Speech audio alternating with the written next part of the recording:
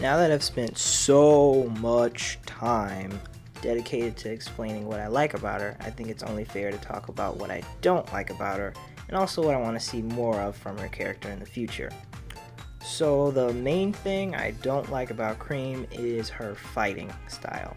In truth, she's never fought anyone by herself, not even in battle, because she always has Cheese to do all the work. And I don't like that. I feel like she should have to get her own hands dirty at some point. Cream is proven to be fast enough to keep up with Sonic, strong enough to lift Big the Cat and Amy Rose and herself for extended periods, and she's trained with Amy and Emerald extensively, so she has battle knowledge and some experience. What I want to see is Cream using her own two hands to fight. And yes, I understand that Sega gave her Cheese so that her sweet little girl image wouldn't be tarnished, but I think that's a load of crap. Cream has already gone through this discrepancy in battle.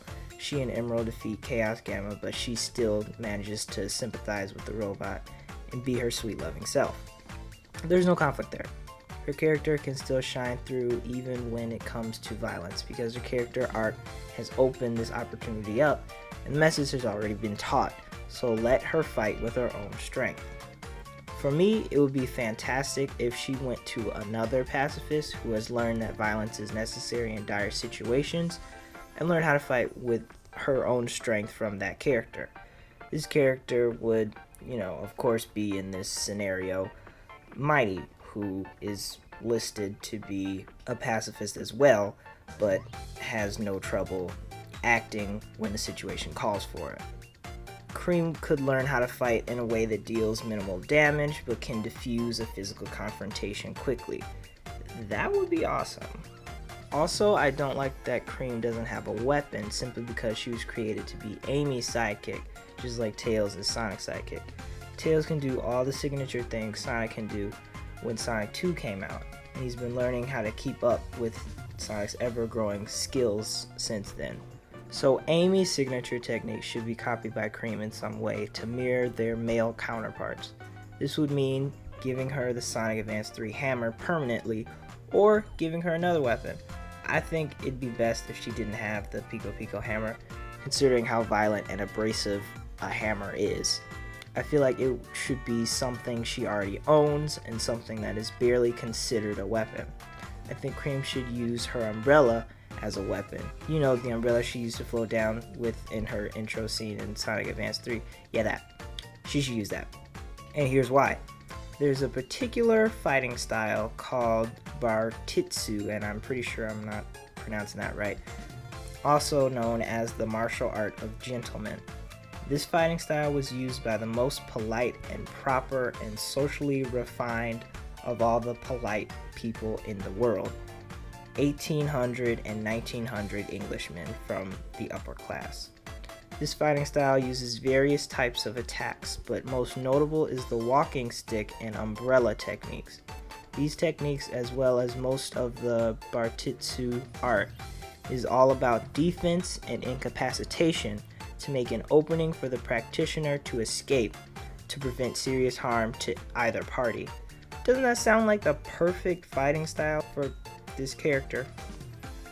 And she's already got an umbrella. I sincerely feel there's something there for her to be able to work with so she can use as little harm as possible to opponents while simultaneously using her own skills and prowess to defeat an opponent. Plus, Sherlock Holmes knew Bartitsu. Sherlock Holmes. So you know it's cool for the proper and polite, because he's the most proper and polite guy in all of fiction. Probably. Or if that's not an option, how about making Cream and Cheese work together somehow to defeat their enemies? It could be like Digimon or something, where the human and their Digimon have a connection, and the child can somehow empower the Digimon in a way that would be impossible without the human. Or even make them like a stand user and a stand from JoJo's Bizarre Adventure. Let Cream and Cheese be linked in battle. Any damage that Cheese takes is transferred to Cream and vice versa. Give their fighting technique rules that highlights Cream's effort and skill into their physical confrontations. I would just like some way for Cream to have more responsibility in a fight other than "Get him, Cheese!" And the last thing I want to mention, as far as her physical prowess and combat stuff, I don't like that she can spin jump, spin dash, and homing attack. If I do another video like this for a different character, I'll most likely mention that for them as well. But I think those skills should be limited to Sonic, Tails, Knuckles, and a couple of other choice characters. Here's why. That's Sonic's thing.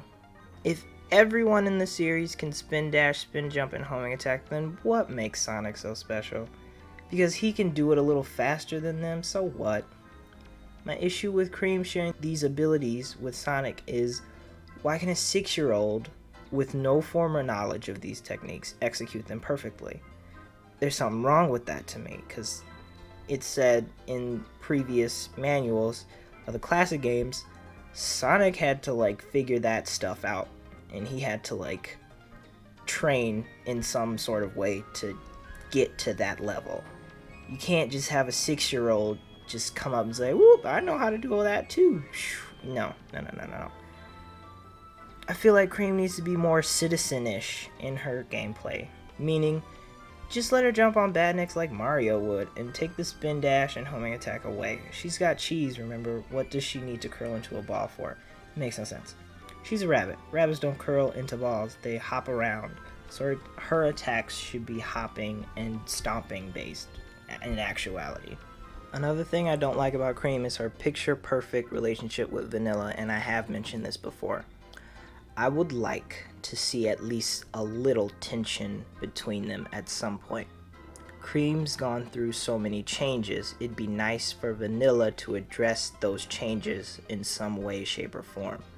I want to see some misunderstandings between them, some secrets being kept from Vanilla, and I want them to be revealed later with some layered results. I don't want them to be dysfunctional or anything like that, but I don't know, I want to see more of them together, and I want to see a few flaws in their picture-perfect relationship. Design-wise, I don't like the one eyelash. It's just weird. They should have just given her smaller eyelashes, not one long one on each eyelid. It's weird for me. But other than that, I think her design is pretty great actually. Her orange, yellow, brown, and of course cream palette lends itself to comfort. Think of any home right now that you feel is comfortable, and I bet you'll find one, if not all, of these colors in that home. These colors together just make me feel easy, you know? I like that visually she pairs nicely with Amy's colors. Pink and cream are excellent colors that blend well together, like strawberry and cream oatmeal. Have you ever had strawberry and cream oatmeal? It's like the most delicious, beautiful oatmeal ever. I love it. And these two characters remind me of that wonderful combination. Then there's red and orange, along with green and brown. All of these colors naturally fit together, everyone knows that. Also, her glove cuffs are unique to all the other characters without being loud and distracting like Vector's or Espio's. While I like those gloves, I feel like there's a lost simplicity and a lost streamline effect for the character. With Cream, however, there's only a subtle but memorable difference in her gloves. And that's a classy golden cufflink, which if you think about it pairs up with Amy's golden bangles. They both have bling, but it isn't distracting or overbearing, it's subtle and practical for their characters. Amy, being a girly girl with a bit of class, has more jewelry, and Cream, being the modest but proper girl, sports the tiniest bit of jewelry simply because she was raised to be refined. Her design also matches with Cheese's. His blue body is the same color as her blue tie. His yellow tipped appendages match with her yellow on her shoes. And his pink wings match with her pink ear inside thing. I didn't say that right. His red tie is the one thing that doesn't match with her exactly, but as stated before, orange and red make a fine combination, so it still works. The other thing that rubs me the wrong way about Cream is probably the main reason why people don't like most Sonic characters, and that is, of course, her voice. She has had 3 voice actresses in her time, and I have to say I wasn't a fan of any of them. That is until I realized how monumental a difference between bad voice acting and bad voice direction is. When someone says that a piece of media has bad voice acting, it means that the voice actor or actress has failed to deliver the lines in a believable manner to the tone of that particular scene or that particular character. But bad voice direction is a lot more nuanced. The best example I can give of bad voice direction, but normal-ish voice acting, is this scene from Heroes. Oh, I can't believe he did that just so he could get away. Mr. Sonic must be really... Really? What? Nothing. You see how weird and stupid that exchange was? It was like the two voice actresses weren't even aware of the other as they did their lines. Let me make one thing clear. Voice actors are still actors, and actors, no matter how good they are, need good directors to keep them from going off. This is not the voice actress's fault per se, although they do mess up a little, but it's a monumental error on the person in charge of directing the actors. Now, I did some research, and it turns out this same voice actress also voiced Cream in Sonic Battle. Now, Battle doesn't have nearly as many spoken lines as Heroes, thank God, but the few lines she says for Cream in that game are honestly the best delivery of Cream lines I've ever heard. Take a listen. Hi! Yes! Oh, let's do it! I won! Yeah! Ha! Yeah! Yeah! Oh! That's not cringy, that's not annoying, that's not overly bubbly or childish. It's spot on. And this same voice actress did all of the lines in Heroes, which are bad. But when you have a cheesy, poorly written script and no direction for your actors, you end up with a sucky product every time. The same is the case for Cream and basically all Sonic characters, which is why I like her so much in Advance 2, Battle, and Advance 3. She does little to no actual talking. Her lines are written. And so to everyone that hates Cream and other characters because of their voice, I would say this. Just mute it and read the lines with your own perfect voice. That's not an actual reason to hate a character, just mute it. Her voice has nothing to do with her personality, her character arc, her successes, her failures. Nothing is dependent on her voice being annoying. So you can hate her if you want to because her voice gets on your nerves, but honestly, if you keep yourself from liking someone because of their voice, then you're missing out on some great characters, and that's your problem. But if it's me, I'm just gonna mute it and keep it moving. And lastly, the final thing that I don't like about Cream the Rabbit is the fact that she doesn't openly voice her hatred for violence anymore, which is why I want her to train/meet/befriend Mighty. In training with Emerald, she doesn't complain about learning how to hurt people better. She doesn't express discomfort with this new direction her life has turned in. And I feel like she should have, at least at some point, voiced displeasure in learning how to fight. I want a moment where Cream is engaged in a physical confrontation, and I want her to openly lament what she's doing, because that makes her feel much more real. For example, if I believed all my life that stealing is wrong, which I do, only to find out that my only means of survival is to steal, then I would express discomfort in this.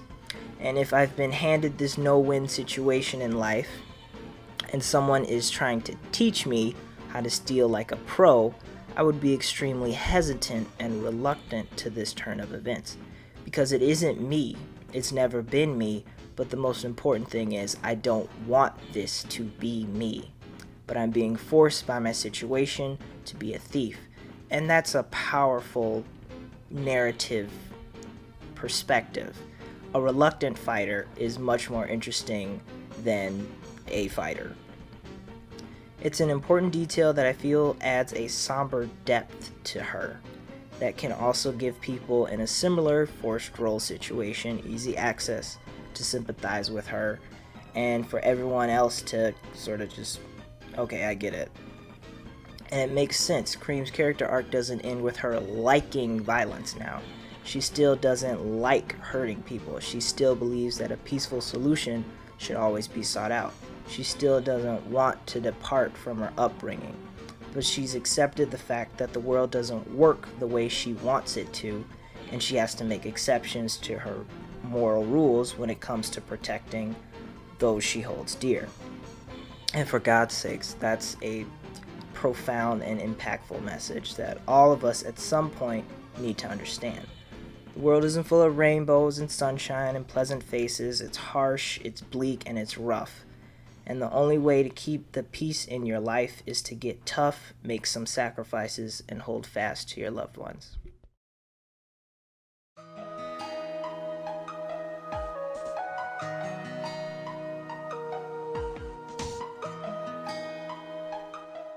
When I first found out about Cream, it was when Sonic Advance 2 came out. A friend had managed to get his hands on it, and of course I was anxious to see what new and fresh things were in this game as opposed to its predecessor, which was super hard and I never beat it. Immediately when I looked at all the character options, I saw this cute little rabbit with a chow, and honestly I was intrigued from the second I saw her. When I played the game as Cream, with her joyous and optimistic opening animation, I was smitten. I had never really seen a character like this in a Sonic game. This happy-go-lucky, young, and innocent girl running around with Sonic and pals. It was quite a sight to see. Then when Heroes came out and she returned with a voice actress, I was less enthused about that, but still, it was good to see her again. And in this game, I discovered that she didn't actually like hurting people via the manual. She just wanted to help her friends. And that's where I had to stop and think. Why would Sega make a character that doesn't want to fight anyway? It bugged me for a long time for them to make a character that didn't really belong. But one day I found out the reason why. She's a reflection of the situations real kids have to go through when they begin to discover the real world they live in. When we have to move from doll houses to apartments and condos, when we have to trade in candy for like medicine, when we have to put down toys and pick up work uniforms, there's a powerful change that every child has to go through, and that's growing up to be an adult. And sometimes life forces kids to grow up too fast. So fast that they have to sacrifice pieces of their childhood to survive in a harsh world. Cream the Rabbit is a kid who had to grow up way too fast. She tried to fight that, as we all tried to fight maturing at some point in our lives. But ultimately, she just had to. Like all of us just have to. And yes, it's hard. It's really hard. You have to maybe give up some stuff. It's hard to hold on to the good things we had going for us as kids. We put down innocence along with our toys. We put down friendliness and genuine kindness with our childhood games. We lose the parts of us that make life exciting and fun. Except Cream doesn't lose any of those qualities. She still is innocent. She still can trust and open herself up to people. She can still be a kid. She just knows when to be mature now. Cream has grown up, not in the sad, hopeless way that most kids in her position have. No, she's strong enough, stubborn enough to keep all the good parts of being a kid while maturing enough to function in the world competently and wisely, so she can benefit herself and her loved ones. This is who Cream the Rabbit truly is, and this is why I love her so much. And it's only now, after going through her journey in intimate detail, do I understand just how masterfully her unique character arc is done. I hope that you liked this video, and maybe I could convince you to love / like / hate less / appreciate / tolerate Cream the Rabbit, because she's an amazingly mature yet endearingly optimistic little girl trying to live a harmless life in a harmful world. Thanks for watching. Remember that growing up is something you can do without losing your inner kid, and hopefully I'll see you next video. Please don't go.